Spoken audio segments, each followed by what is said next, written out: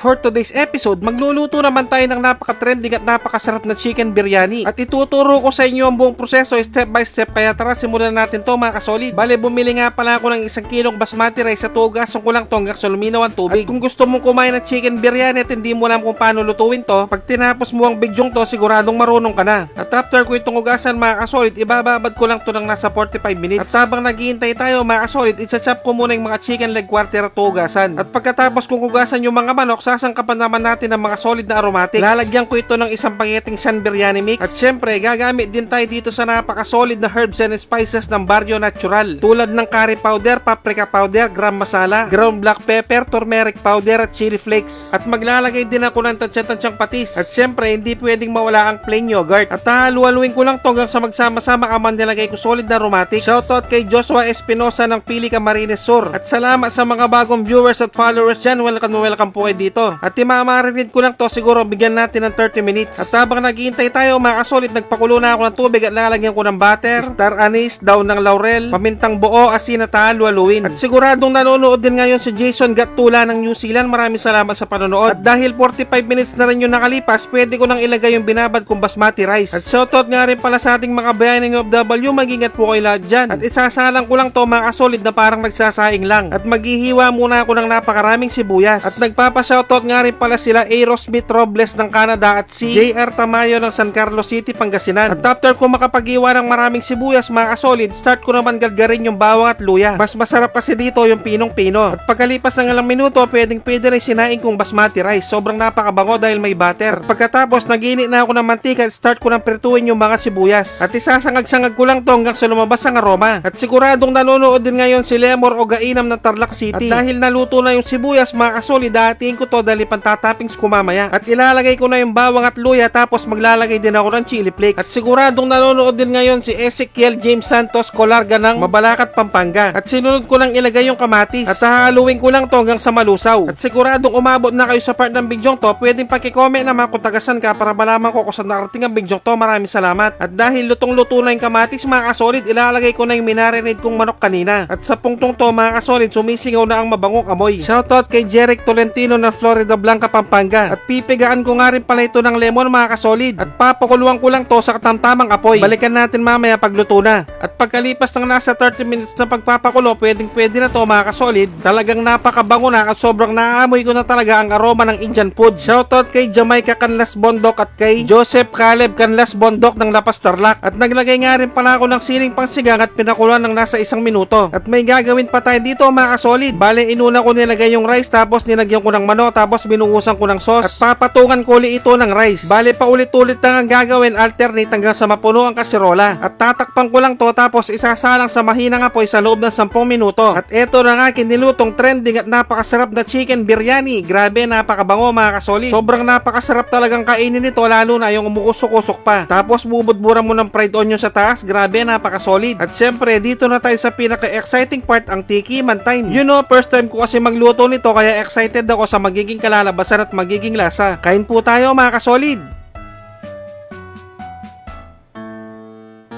Sus Mariosep, kanyama na po. Grabe mga kasolid, lasang-lasang Indian food talaga. At yung anghang niya, saktong-sakto lang. At syempre, bibigyan ko na kayo ng isang pangmalakasang perfect bite para dito. Yung isasawsaw mo yung manok sa napakasarap na sauce mga tampo.